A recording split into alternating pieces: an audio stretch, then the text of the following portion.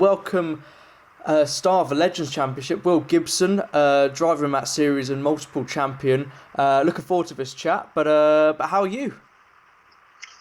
Yeah, no, I'm very well. It's been a very busy couple of months, which I'm sure we'll get into. But yeah, no, I'm good, thank you. Good, good. Yeah, yeah, it's obviously, like you said, a busy time. It's crazy we're kind of at that time, the end of the season, the off season. But we'll start with the on track stuff then. Looking back on this year, how would you sum up 2025 as a whole? It was an eventful year. There were quite large changes in the Legends field with the introduction of the new water cooled engine.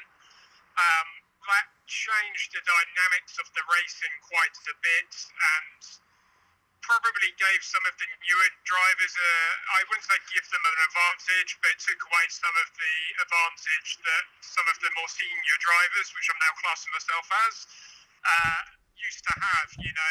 We used to be able to go to tracks like Brands Hatch and we just knew exactly where we could time our runs in order to win races. With the new engines, different power, different torque curves, different amount of gears even, it completely changed it and it made it a lot closer. The racing was still just as good as it used to be, but my God, was it hard work this year.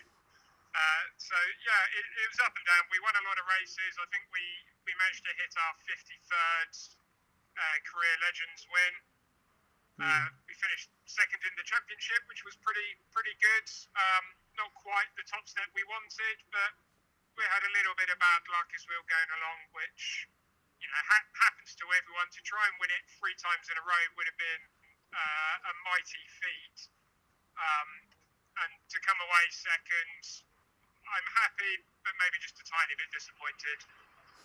Yeah, that's understandable. I mean, it's one of those things. Obviously, you can be proud, but motorsport, there's always stuff evolving. Rule changes play their part. New drivers coming in, and as much as sometimes those things are challenging, you guys as drivers surely thrive off those challenges as well. And it, like with any series, but I think even more so for Legends, it's so competitive and so close, isn't it? So it's still exciting.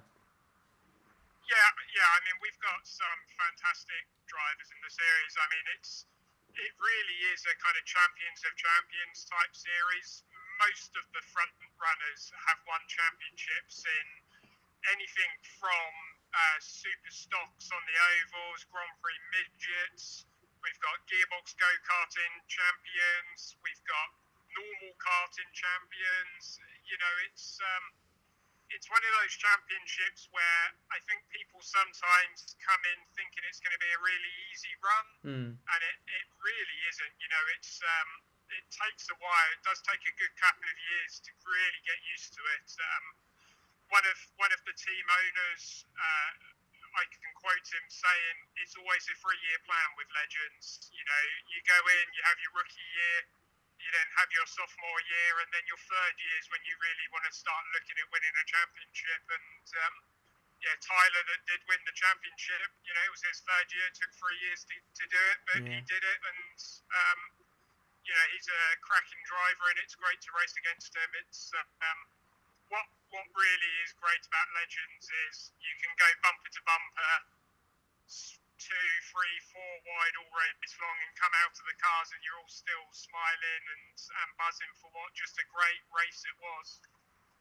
Yeah, for sure. No, it is. It is great racing, and it's always exciting. And sort of the season sort of came to an end, and then fairly soon after, I think it was, you put out an announcement of some pretty exciting news. Just for anyone that maybe hasn't seen or doesn't know, just explain what that is, because it's you're slightly away from sort of a field of play from the actual racetrack, isn't it? Yeah, so we were approached during the very latter parts of the years and asked if I wanted to take over part of the running of Legends. It was a pretty massive decision. I'm only hitting my 40th birthday next year, and I still visioned having a fair few more years at trying to win races and championships in the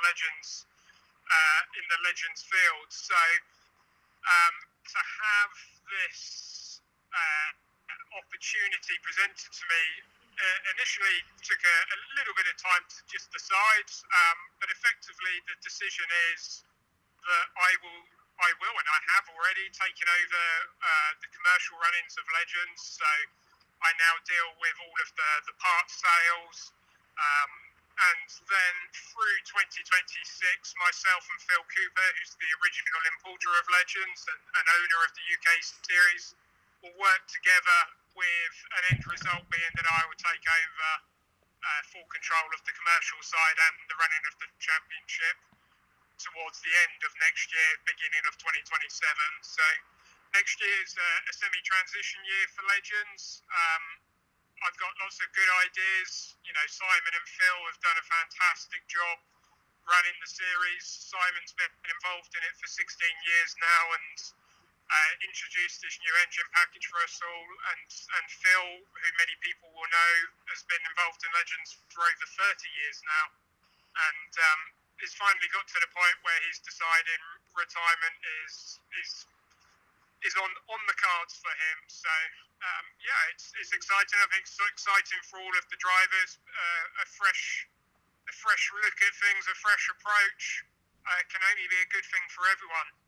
Yeah, for sure. I mean, what an exciting opportunity, and I think Legends is one of those series where it's been going a long time, and the fans that have followed the series for that period of time are very loyal. They know lots about the sport and have been to lots of events. But I think with motorsport as a whole, we've almost entered a new era with a huge increase in popularity, and I think the Legends has benefited from that. Obviously, it's been on the BTCC package at certain events over the last few years. So surely you must have seen an increase in that sort of demand and people discovering it, and all of those sort of things come together, and that's exciting, isn't it?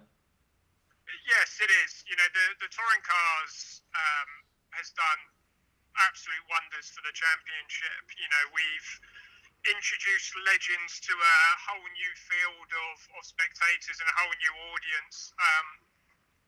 Legends used to always kind of be said as Britain's best kept club motorsport secret. You know, people just didn't really know about it, and I think with that exposure, it's helped massively.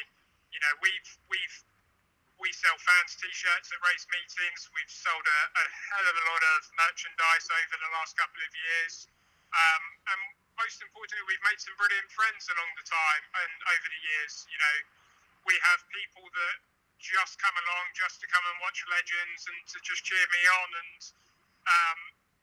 we've made so many brilliant friends that it's part of what made it very hard to decide to take a step away from racing, is because, you know, you almost feel like you're disappointing the people that come along and watch you race and support you. But bigger picture, I think for Legends as a whole, it's something that will only help Legends. And, you know, my driving career with Legends isn't completely over. I won't race in the UK anymore, but I do fully intend to race at the World Finals in Las Vegas next year. So it will be quite interesting having a little break this year, helping just test throughout the course of the year. You know, we've got some really exciting plans. We have a two-season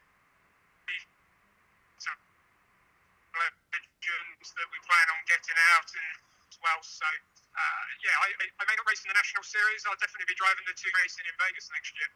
Yeah, I mean that's something to really look forward to, and you know, with the likes of social media as well, with promoting the series, all of those things I feel like you can promote things a lot quicker now in terms of getting to different audiences, tapping into different motorsport fans, and I think a big selling point for Legends, it's so unique, as you said earlier, the racing's so close, so that all benefits in the series' favour, doesn't it? Yeah, it does massively. You know, times have changed. 30 years ago, when I watched the first Legends race as a boy and said, I want to race one of those, that was how you went and watched motorsport and got addicted to it. You know, nowadays, with social media, even with the sim racing, with iRacing, you know, you can go on iRacing and race a Legend and see what it feels like. And that's our target audience. That's what we need to look at. Getting these young drivers in that are on social media, playing or driving on sims, and get those guys involved in the series, get them to come out and see them in real life, and hopefully those then will be the drivers of the future that the fans can then watch and grow to love and support.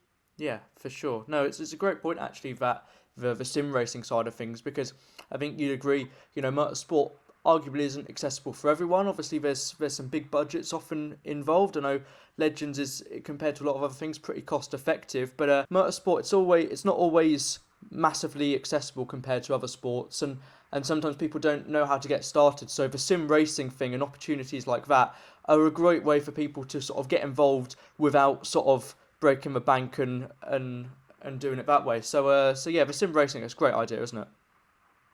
Yeah, it's fantastic, and Legends is a worldwide series. Although some people may have only ever seen it raced in the UK, the series started in America, and it really is a feeder series for NASCAR over there. So drivers like William Byron, Joey Logano, your NASCAR Cup champions and future champions have all raced in Legends, and as a result of that, the demand for having the sim racing and the platform for drivers to be able to drive a Legend on their journey up is massive. And I still think the Legend is one of the best cars to drive in real life. It is definitely one of the best cars to drive on iRacing and some of the other simulator platforms, and it really does help, and it gives that, as you say, that ability to showcase a Legends car without having to completely cripple the bank balance. I think, as you said earlier, Legends is a very affordable form of motorsport. The new engines hopefully are going to make it even more cost effective. People in karting are spending 50 to 100,000 a year karting. Legends is substantially cheaper than that to do. So yeah, it's the costs, the fact that people can go and drive the cars on the simulator, and the fact that the people that run some of these simulators that even follow some of our events love Legends so much. You can go and try a Legend, watch it at Brands Hatch at Speedfest, go into Hellwood's restaurant, and then go and drive a Legend on the sim. It's fantastic. Yeah, definitely. It's an interesting thing you mentioned. Obviously, the series being American and being a progression from NASCAR, because in motorsport, progression is everything, and a lot of people perhaps critique series or judge it on whether there is progression. Obviously, you were mentioning sort of like the worldwide events as well. Just explain to people watching at home that maybe don't understand the progression element, because you can start in the nationals and then move up your career as you progress. Because there's other series, you get to a certain level and you almost stall a little bit because you're not sure where to go from there. So there is a progression system in this series, isn't there? Yeah, it's one of those things. It's a catch-22 with Legends. There is progression into other formula as a result of the core driving skills you learn and the racecraft. But a lot of people don't like to progress because it's such a good series. But being a worldwide series, you do have the chance of getting your name out there in a range of countries. The World Finals event in America has some of the best road course, or what we would call circuit racing, drivers in the United States perform and compete in. So there really is the chance to get your name out there and recognised in front of potential sponsors and other series. With progression, we have had drivers such as Simon Belcher that has raced a Legend, then went on and drove a British touring car. We had Newsham that was the same, race winner in British touring cars. So there is certainly progression on and into bigger series. But if you want to stay in racing in Legends for 20, 30 years, we have drivers that do that. I've been quoted before in saying, I like going and racing other cars. The only problem is they're just not a Legend. It's once you've driven one, it's very hard not to be addicted to driving them. But if you're an up and coming star, have a reasonable budget, then you can't beat. And especially in my opinion, if you're a karter, if you're sat here listening to the interview and you're racing in the British Kart Championship, you're racing in Super One, you're looking at making that move into cars to try and have a career in it. Well, Legends is a very good starting place. 2 years, 3 years of experience in a Legends before going up the ranks and going and racing something like a Mini or going and racing a touring car. The skills you learn about racecraft and having to read a race and work out when's the best time to do stuff, you just can't beat it anymore. It almost reminds me a little bit of Formula Ford back in the late 90s, early 2000s, when it was a core stepping stone for single-seater drivers, because you just learn skills about going wheel-to-wheel racing that you couldn't learn in the bigger Formula, but yet you would still need to go back to at some point. So, yeah, there's certainly progression. Yeah, for sure. And like you say, best of both worlds. You can progress, but also you can stay because the racing is good. I agree completely. Just to finish off, whenever I do sort of these more podcasty interviews or whatever with drivers, I always like to finish off, give them a moment. If they want to give anyone a shout out, whether it's family or friends or sponsors or anyone else like that in the motorsport industry, you're more than welcome to, because motorsport's all about helping each other out, and there's a lot of people behind the scenes involved, isn't there? So if there's anyone you want to give a mention to, now's your time.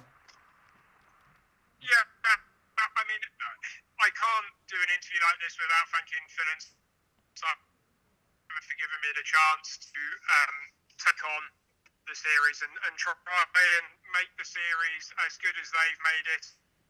And in terms of racing, my wife travels around up and down the country with me. She's probably my biggest supporter, biggest fan. I would never have been able to certainly have won 2 championships and won any of the races without her help. Likewise, my father is committed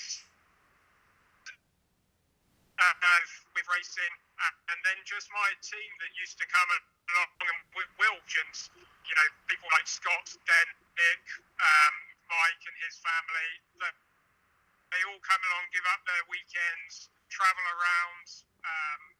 People like Den that do teas and coffees, make sure, Nick that tries his hardest to help fix the car when it's broken, Scott that's there as a best friend to give you the support that you need, and Mike, who's my old mentor when I was growing up and an apprentice. So that whole team that used to come and help, we would have never had such a good Legends career without them. So yeah, massive shout out to them. Yeah, very nice, for sure. Well, Will, thank you very much for your time. It's great to speak to you. Very excited, as always, about the next season when it eventually does get round here. And best of luck, obviously, with your new role moving forward. Yeah, thank you very much. We'll have to try and make sure we get you at one of the races and get you in the 2-seater for a couple of laps. Sounds good to me. Yeah, I'll keep you to that. But hopefully see you at a track soon. And keep up the good work. Brilliant. Thank you very much. Thank you. Cheers, mate.